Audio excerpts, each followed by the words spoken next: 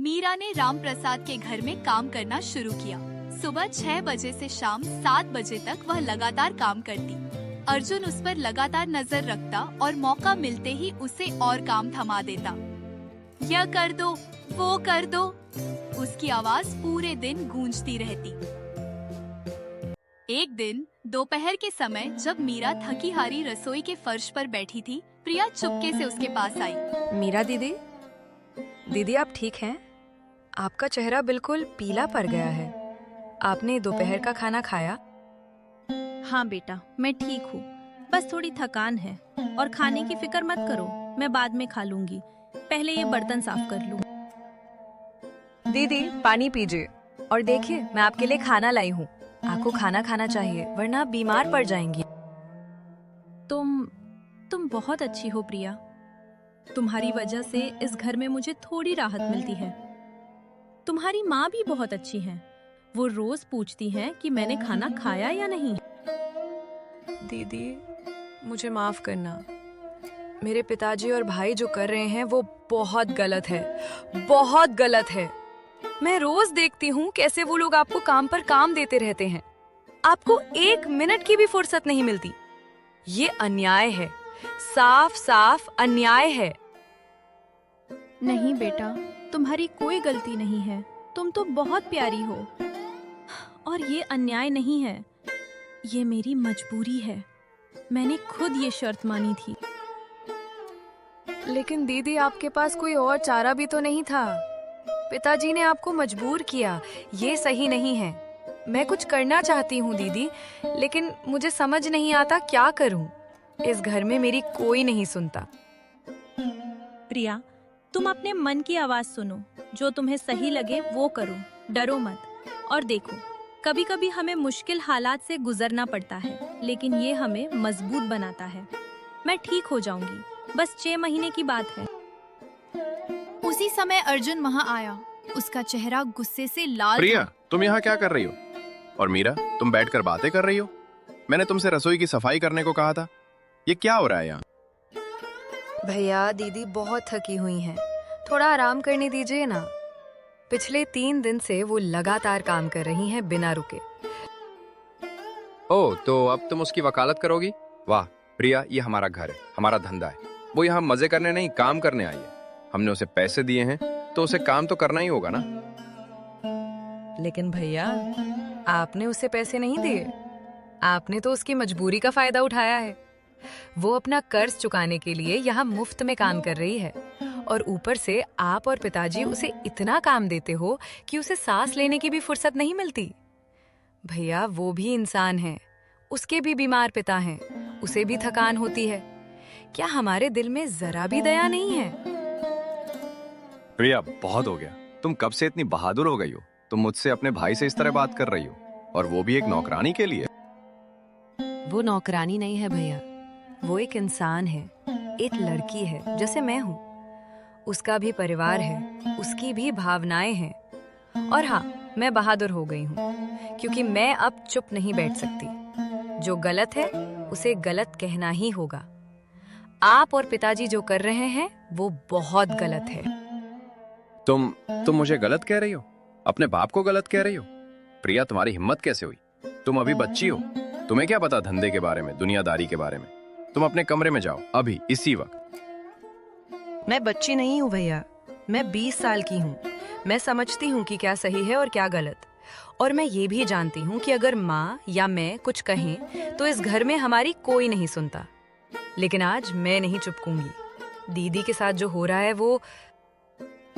बस चुप, एक शब्द और नहीं। तुम अभी अपने कमरे में जाओ, वरना मैं पिताजी को बुला लूंगा, और फिर देखना क्या होता है। मालिक, प्रिया बिटिया की कोई गलती नहीं है। उसने सिर्फ मेरी मदद करनी चाहिए थी। कृपया उससे नाराज मत होइए। और तुम अब भी बैठी हो? उठो और काम करो। रसोई साफ होनी चाहिए, और फिर ऊपर की छत पे जाके कपड़े सुखाओ। जल्दी करो। जी मालिक। प्रिया के दिल में अपने परिवार के अन्याय के खिलाफ आवाज उठने लगी थी। पहली बार उसने अपने भाई के सामने बोलने की हिम्मत की थी। लेकिन वह एक लड़की थी, और उस घर में लड़की की आवाज का कोई मूल्य नहीं था। फिर भी उसके मन में एक चिंगारी जल उठी थी, न्याय की चिंगारी, जो आने वाले दिनों में बड़ी आग बनने वाली थी। 3 महीने बीत गए। मीरा दिन रात मेहनत करती, लेकिन कर्ज चुकाने के लिए पैसे जमा करना बहुत मुश्किल था। वह जो भी थोड़ा बहुत कमा पाती, वह बाबूजी की दवाइयों में खर्च हो जाता। उसके पिता की हालत धीरे धीरे बिगड़ती जा रही थी। मीरा परेशान थी, थकी हुई थी, लेकिन हार नहीं मानी थी। एक रात जब सब सो रहे थे, ठीक आधी रात के समय अचानक रामप्रसाद के घर में अजीब आवाजें आने लगी, जैसे कोई रो रहा हो या दर्द से चिल्ला रहा हो। आवाजें धीमी थी पहले, फिर धीरे धीरे तेज होती गई। रामप्रसाद नींद से जागे। उनका माथा पसीने से भर गया था, दिल जोर जोर से धड़क रहा था। कमरे में अजीब ठंडक थी, जैसे कोई बर्फीली हवा चल रही हो। सविता, सविता उठो! ये क्या आवाज है? तुम्हें सुनाई दे रहा है? क्या क्या हुआ? हाँ हाँ, मुझे भी सुनाई दे रहा है। ये क्या है? लगता है जैसे कोई रो रहा हो या कराह रहा हो। भगवान, ये आवाज कहाँ से आ रही है? मुझे नहीं पता, लेकिन ये बहुत अजीब है, बहुत डरावनी है। चलो देखते हैं बाहर क्या हो रहा है। पिताजी, क्या हो रहा है? ये आवाजें क्या हैं? मुझे भी सुनाई दे रही। माँ, मुझे बहुत डर लग रहा है। ये आवाजें जैसे कोई तकलीफ में हो। डरो मत, शायद बाहर कोई जानवर होगा या हवा का शोर होगा। चलो देखते हैं। ये तो बहुत अजीब है। कोई नहीं है, लेकिन आवाजें आ रही हैं। ये कैसे हो सकता है? माँ, घबराओ मत, कोई ना कोई तार के कारण होगा। शायद पाइप में पानी का शोर हो या... अचानक एक तेज आवाज आई, जैसे कोई चीख रहा हो। सब चौंक गए। माँ, ये क्या था? भगवान, मुझे बहुत डर लग रहा है। चलो चलो वापस अपने कमरों में चलते हैं। शायद हमें भ्रम हो रहा है या कोई शरारत कर रहा है। शरारत?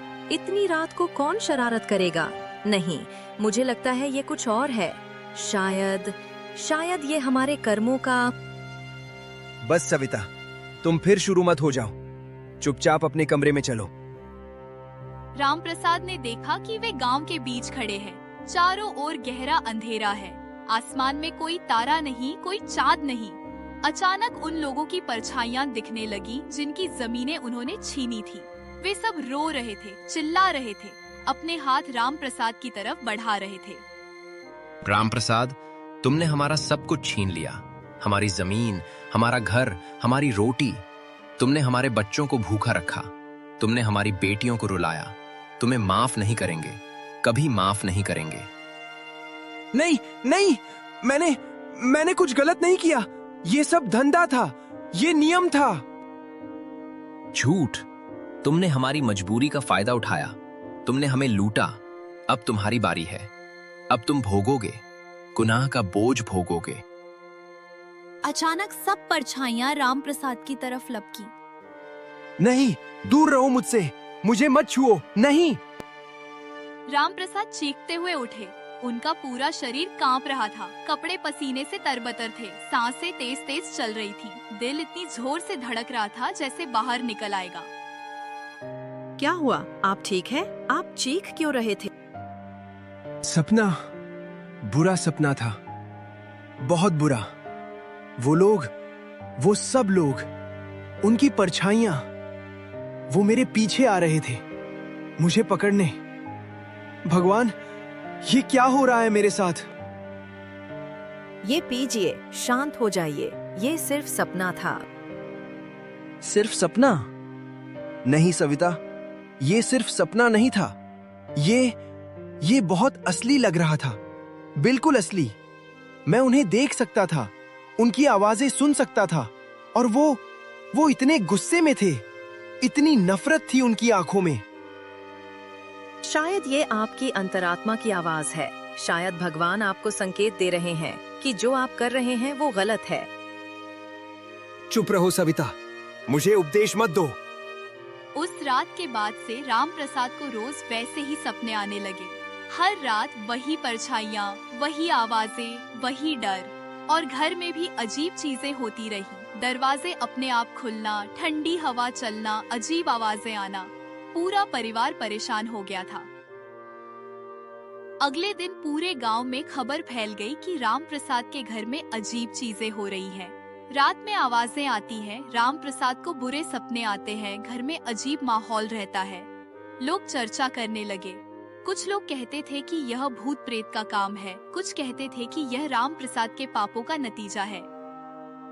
कमला दादी यह सब सुनकर बहुत चिंतित हुई। उन्होंने सोचा कि उन्हें राम प्रसाद से बात करनी चाहिए। शाम को वे उनके घर पहुंची। अरे कमला बाई, आइए आइए, आप यहाँ बैठिए, मैं पानी लाती हूँ। नहीं बेटा, पानी की जरूरत नहीं। मुझे राम प्रसाद से बात करनी है। वो है? जी, वो अंदर हैं, लेकिन कमला बाई, पिछले कुछ दिनों से उनकी तबीयत ठीक नहीं है। न ठीक से खाते हैं, न सोते हैं, बस परेशान रहते हैं। मुझे पता है बेटा, इसीलिए तो मैं आई हूँ। उन्हें बुलाओ। सविता ने रामप्रसाद को बुलाया। रामप्रसाद बाहर आए। उनका चेहरा पीला पड़ गया था। आंखों के नीचे काले घेरे थे। चेहरे पर थकान साफ दिख रही थी। प्रणाम कमलाबाई, आइए बैठिए। आप यहाँ? राम प्रसाद, मुझे तुमसे जरूरी बात करनी है। सुना है तुम्हारे घर में अजीब चीजें हो रही हैं। रात में आवाजें आती हैं, तुम्हें बुरे सपने आते हैं। ये सब सच है? हाँ कमलाबाई, पिछले 1 हफ्ते से ये सब हो रहा है। मैं समझ नहीं पा रहा कि क्या हो रहा है। रात में नींद नहीं आती। जब भी आंख लगती है तो भयानक सपने आते हैं। और ये आवाजें, ये अजीब आवाजें। लेकिन ये तो सब अंधविश्वास है ना? ये अंधविश्वास नहीं है, ये तुम्हारे कर्मों का फल है। तुमने कितने गरीब परिवारों को बर्बाद किया है, कितनी जमीनें छीनी है, कितने लोगों के आंसू बहाए हैं। सोचो, जरा सोचो तो सही। लेकिन कमलाबाई, मैंने तो बस अपना धंधा किया। जिन लोगों ने मुझसे कर्ज लिया वो चुका नहीं पाए तो उनकी जमीन, ये तो नियम है, कानून है। हाँ, कानून तो है, लेकिन इंसानियत का भी तो कोई कानून होता है। धर्म का भी तो कोई कानून होता है। तुमने उन गरीबों की मजबूरी का फायदा उठाया। तुम जानते थे कि वो लोग कर्ज नहीं चुका पाएंगे, फिर भी तुमने उन्हें फंसाया। और मीरा, उस बेचारी मीरा के साथ तो तुमने बहुत बड़ा अन्याय किया है। दादी, ये आप क्या कह रही हैं? हमने मीरा के साथ कोई अन्याय नहीं किया। उसने खुद ये शर्त मानी थी। हमने उसे मजबूर नहीं किया। चुप रह बेटा, तूने उसे मजबूर नहीं किया। उसके पास कोई और चारा था। तुम लोगों ने उसकी मजबूरी का फायदा उठाया। ये भी अन्याय है, बहुत बड़ा अन्याय। और तुझे पता है इसका नतीजा क्या होता है? नतीजा? क्या नतीजा? ये सब भूत प्रेत की कहानियां हैं। मैं नहीं मानता। कोई आत्माएं नहीं होती। बेटा, तुम जवान हो, तुम्हें अभी दुनिया का अनुभव नहीं है। मैं इस उम्र में पहुंची हूं तो बहुत कुछ देखा है, बहुत कुछ सुना है। हाँ, शायद भूत प्रेत नहीं होते, लेकिन गुनाह का बोझ वो जरूर होता है।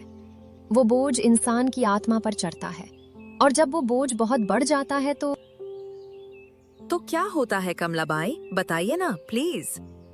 तो बेटा, वो बोझ इंसान को कुचल देता है। उसकी रातों की नींद छीन लेता है, उसके दिन की शांति छीन लेता है। उसे हर समय बेचैनी रहती है, डर रहता है। उसकी अंतरात्मा उसे कचोटती रहती है। यही हो रहा है रामप्रसाद के साथ। तो मैं क्या करूं कमलाबाई? मुझे बताइए, ये सब कैसे रुकेगा? मैं नहीं सह पा रहा। हर रात वही सपने, वही डर। मैं पागल हो जाऊंगा। जो गलत किया है उसे सुधारो रामप्रसाद। मीरा को उसकी जमीन वापस दो। उन सब लोगों से माफी मांगो जिन्हें तुमने तकलीफ दी है। उनकी जमीनें वापस करो, अपने दिल को साफ करो, तभी तुम्हें शांति मिलेगी। ये कभी नहीं होगा। हम अपनी मेहनत की कमाई क्यों लौटाएं? हमने कुछ गलत नहीं किया। दादी, आप जा सकती हैं। हम आपकी सलाह नहीं मानेंगे। ठीक है बेटा, तुम्हारी मर्जी। लेकिन याद रखना, हर गुनाह की सजा मिलती है, चाहे आज मिले या कल, चाहे इस दुनिया में मिले या उस दुनिया में। और रामप्रसाद, तुम समझदार आदमी हो। तुम्हें पता है कि मैं सही कह रही हूँ। तुम्हारी अंतरात्मा तुम्हें बार बार कह रही है कि तुमने गलत किया। बस उसकी सुनने की हिम्मत करो। नहीं तो ये बेचैनी, ये डर, ये सब तुम्हारा पीछा नहीं छोड़ेगा। कमलाबाई, आप सही कह रही हैं। मैं इन्हें समझाऊंगी। आप जाइए, चिंता मत कीजिए। तुम अच्छी हो बेटा, तुम्हारे दिल में दया है। भगवान तुम्हारा भला करे। और तुम भी बेटा, तुमने मीरा का साथ दिया, ये अच्छा किया। सच्चाई का साथ देना कभी गलत नहीं होता। कमला चली गई, लेकिन उसकी बातें राम प्रसाद के मन में गूंजती रही। पहली बार उन्हें लगा कि शायद, सिर्फ शायद, कमलाबाई सही कह रही है। उस रात आवाजें और भी भयानक हो गई, जैसे पूरा घर हिल रहा हो। पूरे घर में ठंडी हवा चलने लगी, ऐसी ठंडी जैसे सर्दियों की सबसे भयानक रात हो। दरवाजे इतनी जोर से खुलने और बंद होने लगे कि लगा टूट जाएंगे। खिड़कियां खड़खड़ाने लगी और सबसे डरावनी बात, हर कमरे में काली परछाइयां दिखने लगी जो दीवारों पर नाचती हुई लग रही थी। सभी परिवार वाले डर के मारे एक कमरे में इकट्ठे हो गए। प्रिया माँ से चिपकी हुई थी और जोर जोर से रो रही थी। अर्जुन भी, जो हमेशा बहादुरी दिखाता था, आज डर से कांप रहा था। माँ, मुझे बहुत डर लग रहा है। ये सब क्या हो रहा है? ये आवाजें, ये परछाइयाँ, भगवान कृपा करो। घबराओ मत बेटा, घबराओ मत। हम सब साथ हैं, कुछ नहीं होगा। ये सब ये कैसे हो सकता है? मैंने तो कहा था कोई भूत प्रेत नहीं होते, लेकिन ये तो। अचानक मीरा भी वहाँ आई। वो रसोई में सफाई कर रही थी जब ये सब शुरू हुआ। वो भी डरी हुई थी, लेकिन उसने हिम्मत दिखाई। मालिक, चाची, मुझे रसोई में बहुत अजीब लग रहा था, जैसे कोई मुझे देख रहा हो। मैं डर गई। बेटा अंदर आ जाओ, हम सब साथ रहेंगे। लेकिन उसी पल कमरे की सारी लाइटें एकदम बुझ गईं। पूर्ण अंधकार। सिर्फ बाहर से बिजली की कड़क की रोशनी कभी कभी आती। अंधेरे में एक ठंडी भयानक आवाज गूंजी। राम प्रसाद, तुम्हारे गुनाहों का हिसाब होगा। तुमने गरीबों पर अत्याचार किया, उनके आंसू बहाए। अब तुम भोगोगे। तुम्हारी शांति छीन ली जाएगी। माँ, ये आवाज, ये क्या है? भगवान बचाओ! मैंने क्या किया है? भगवान, मुझे माफ कर दो। मुझसे बहुत गलती हुई, बहुत बड़ी गलती हुई। मैं पापी हूँ, बहुत बड़ा पापी हूँ। मैंने गरीबों को लूटा, उनका हक छीना, उनके आंसू बहवाए। मैं बहुत बुरा हूँ। मुझे सजा दो, लेकिन मेरे परिवार को छोड़ दो, मेरे बच्चों को छोड़ दो। सुनिए सुनिए, संभलिए। ये सब हमारी ही गलती का नतीजा है। कमलाबाई सही कह रही थीं। हमें अपनी गलतियां सुधारनी होंगी। अभी भी वक्त है। हाँ, तुम सही कह रही हो। मैं बहुत गलत था। मैंने तुम्हारी कभी नहीं सुनी। तुम हमेशा सही कहती थी, लेकिन मैंने अपने अहंकार में, अपने लालच में सब कुछ गलत किया। मुझे माफ कर दो सविता, मुझे माफ कर दो। कुछ है यहाँ। किसी ने मुझे पकड़ा। मैंने महसूस किया ठंडे, बहुत ठंडे हाथ थे। कहाँ है? कौन है? मुझे छोड़ दो। भैया कुछ नहीं है, शांत हो जाइए। पिताजी प्लीज, हमें माफी मांगनी चाहिए। हमने बहुत गलत किया है। मीरा दीदी के साथ, गांव के और लोगों के साथ, हम सबके साथ अन्याय किया है। अब और नहीं, हमें ये सब रोकना होगा। आवाजें धीरे धीरे कम होने लगी। हवा शांत हो गई, लेकिन राम प्रसाद का दिल नहीं शांत हुआ। वे पूरी रात जागते रहे, रोते रहे, सोचते रहे।